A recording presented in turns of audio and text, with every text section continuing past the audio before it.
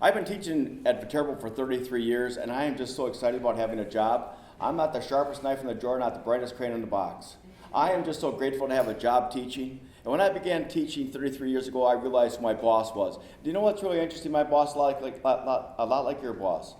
My boss is a farmer in Arcadia, Wisconsin. My boss got up this morning at 4 o'clock in the morning. By 4:30, he's out in the barn milking. And all day long, he's making sure that his animals have fresh crop and water, checking to see the moisture content when he can continue his planting. At 7 o'clock at night, my boss goes back out in the barn and milks again. Then my boss takes the money from his milk check and pays taxes, insurance, pays for his machinery, buys electrical and food for his family with what's left over. He pays tuition for his son or daughter to become a Viterbo graduate. And I ask myself each and every day, is my effort worth that man's sacrifice?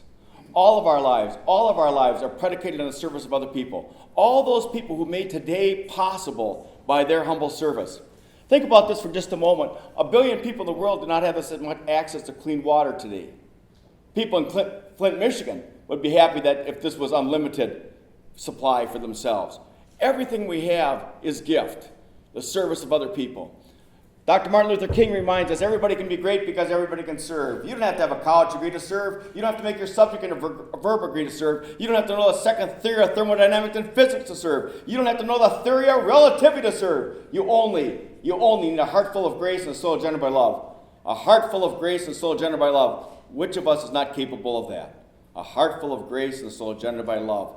Robert Greenleaf in 1970, when he was vice president at AT&T Corporation, wrote this amazing essay called The Servant as Leader. And he writes, "It first begins with one's desire to serve, and then one aspires to lead. And the best test and the most difficult is this. Do people because of our service, become freer, wiser, more autonomous, more likely themselves to become servants? And then, what is the effect on the least in our society? Are they helped or not least further hurt?" And you begin to recognize what a high standard that is, the ability to serve other people. From 1970 to 2004, Greenleaf's term servant leadership had very little movement on Google Informatics. You can track it. And in 2004, it starts to go up a little bit, and in 2008, it jumps off the charts. Why? What happens in 2008? The collapse of the markets, and we clearly know the difference between servant leaders and self-serving leaders. Servant leaders go to an organization or an institution because they are committed to the health, well-being, and the development of other human persons. Self-serving leaders, I go to an organization or institution because I want privilege, power, and prestige only for myself. It's never been clearer. And what's happening is that people are choosing servant leadership because they recognize it's the right thing to do, to serve other people. And that's what you've heard all day long in the conversations. Everybody who has stood here has stood up for the ability to serve other people, particularly people who might live on the margins, the least among us. Good work, hard work, noble work, our work. And in order to do this work, we only have two human capacities available to us. Two human capacities. One, our words, and two, our presence. Isn't it amazing? With one word, I can lift somebody up or tear them down. With one word, I can honor somebody or I can humiliate them.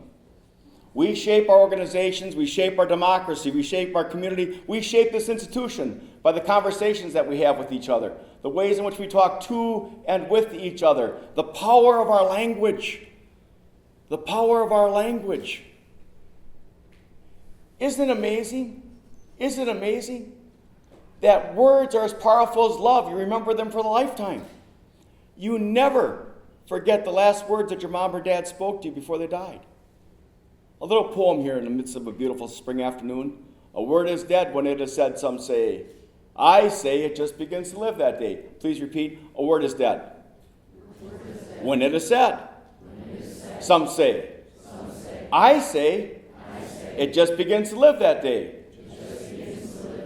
So just coming full circle to where Paul started off today. As a leader, why not pay attention to the good stuff? Whatever you pay attention to, you get more of. Why not pay attention to the good stuff? What changes every situation is when good people get together and do good work. Do you know of another way? And so what happens when good people get together and join their voices for a greater good?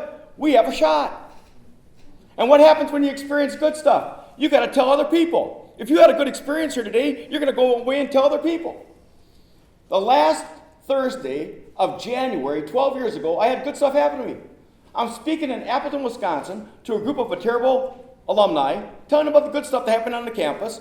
Now it's 8 o'clock at night. All I've had to eat are hors d'oeuvres, and I have to drive 70 miles to give a presentation the next day. And I'm walking through the lobby of the hotel, and I bump into a gentleman. Excuse me, sir. Mark! Tom! It's my brother Mark. You're younger than I am. He's a district attorney of Adams County.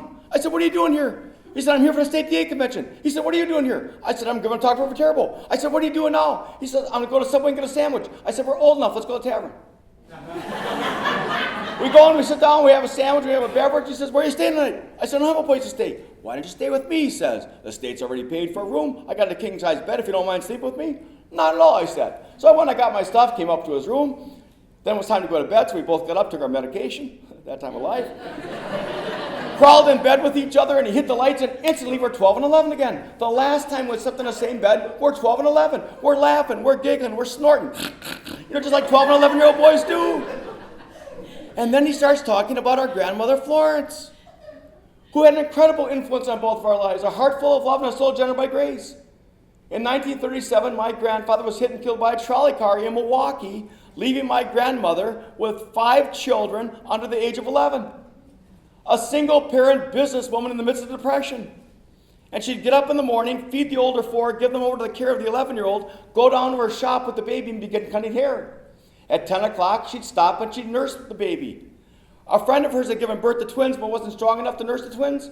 So the father brought the twins down. My grandmother nursed 3 babies. At 10, at noon, at 3, and 5. We're talking a strong woman here. When I was growing up, my mother was not in good health, so my grandmother would come in the summertime and she'd do work my mother was not able to do in terms of sewing and cleaning and organizing. At 5 o'clock at night, she'd go up and get herself ready for dinner, and she'd come back downstairs in the dress and then taught us how to make a brandy old-fashioned sweet. Taught us how to play sheephead and then gave us good cards because she wanted the best for us. When my brother went to law school, he lived with my grandma, and he'd come home at 11 o'clock at night and there'd be a plate warming in the oven. We talked about our mom and our dad. Dad's been dead for 17 years, mom's been gone for 12. We talked about our cousins and our uncles and aunts. We talked about our brothers and sisters. We talked about our wives. We talked about our children. We talked about our friends and our co-workers and the good work that we've been given to do these last 50 years. And in the dark of the night, we were reminded that we've been loved for a lifetime. The good stuff. The good stuff. What's the good stuff in your life right now?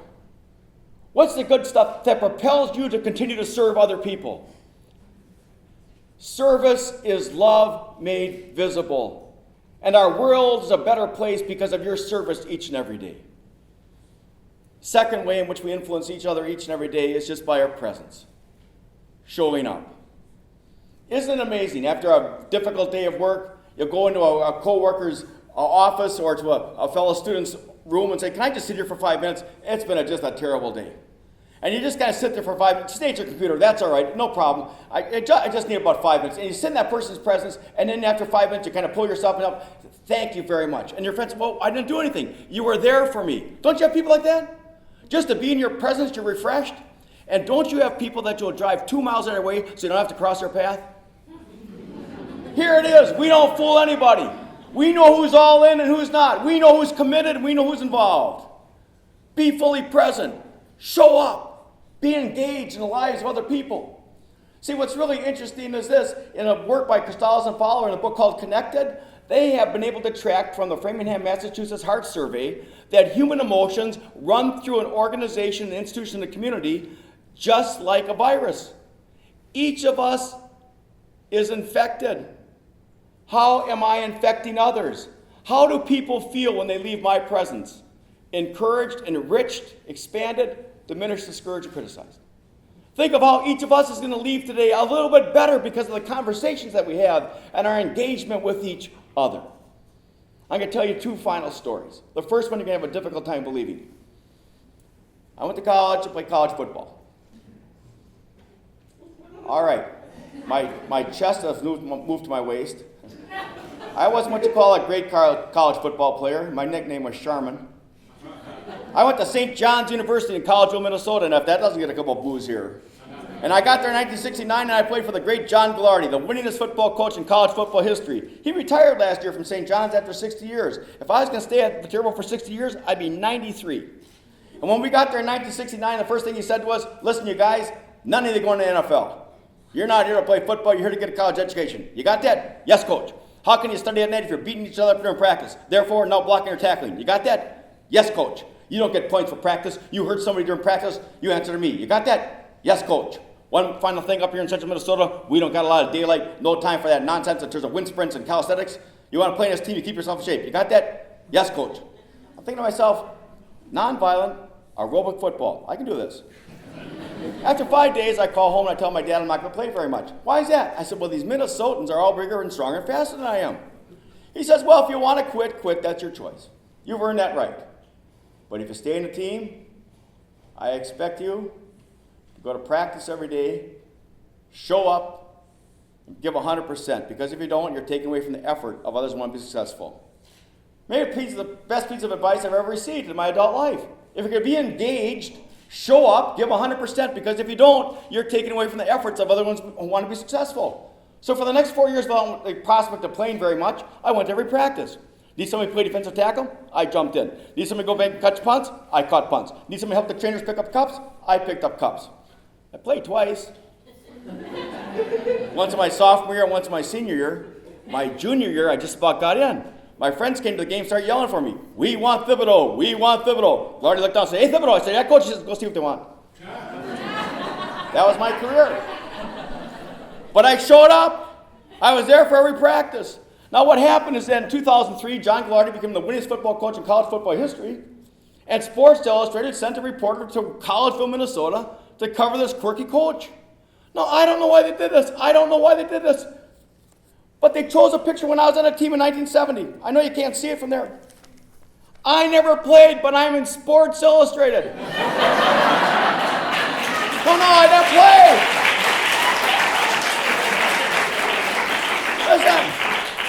Listen, there's no scrapes on my helmet. You look down to the pants, there's no grass stains in my pants. I never played, and I'm Sports Illustrated. And all I did was show up. You never know. You never know how important it is to show up. I cannot tell you all the people who came to our wedding 36 years ago. I will tell you everybody who came to my father's funeral, first and last name 17 years ago. All those people who showed up. Go to a local nursing home. Ask the staff how often people show up to see their beloved elders.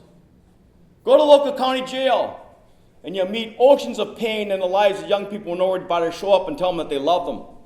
And they're going to care for them for a lifetime. Show up. Last year, 43% of all birth certificates in this country do not have a man's name on them. Fathers not showing up in the lives of their children. How important it is to show up and to be present. We couldn't have this conference today. We couldn't have these conversations if each of us didn't take the time to show up, to be present, to be engaged in the lives of others. Good work, hard work, noble work, our work. One final story. It is a joy talking about servant leadership, and I've been given this privilege all across the country. And I was invited to San Antonio to Brooke Army Medical Center to speak to the staff who take care of our wounded warriors from Iraq and Afghanistan. They said that to send somebody to the airport to pick me up, so I got all dressed up like a speaker. I had my shirt, my tie on, my sport coat, my overcoat over my arm, my Viterbo bag by my feet. It was March, and so there I was standing. I looked rather odd in the airport in San Antonio. It was 95. Everybody else was in shorts and T-shirts. Finally, a guy in flip-flops walks up and said, "You just get off the plane from Minneapolis?" I said, "Yes." He says, "Looks like it." He says, "Are you Tom?" I said, "Yes." He says, "Looks like it. Follow me on your ride." But as I was standing there, I was watching people, and I saw this young man, 21, 22 tops, haircut short, wearing a gray T-shirt with Army emblazoned across his chest and a blue pair of shorts. And because he's in T-shirt and shorts, I could see that his right arm was missing. His left leg was a metal prosthetic. He had his left hand on the handle of a stroller and with great difficulty trying to push his infant son through the airport. And he was becoming frustrated because he couldn't get it to go where he wanted to go. And then a young woman, 21, 22 tops, who I imagine just a year previously had said, "In sickness and health, in good times and bad, till death do us part, I do," walked up to her husband, put her left arm around his waist, put her right hand on the handle of the stroller, smiled, and with love said, "Let's push together." It's just too hard pushing alone. I could have given you academic definitions, I could have given you data from the Harvard Business Review, but I could not have given you a better image than that young couple. Servant leadership, pay attention to the good stuff. Show up, your presence means everything. And let's push together. It's just too hard pushing alone. Thank you very much.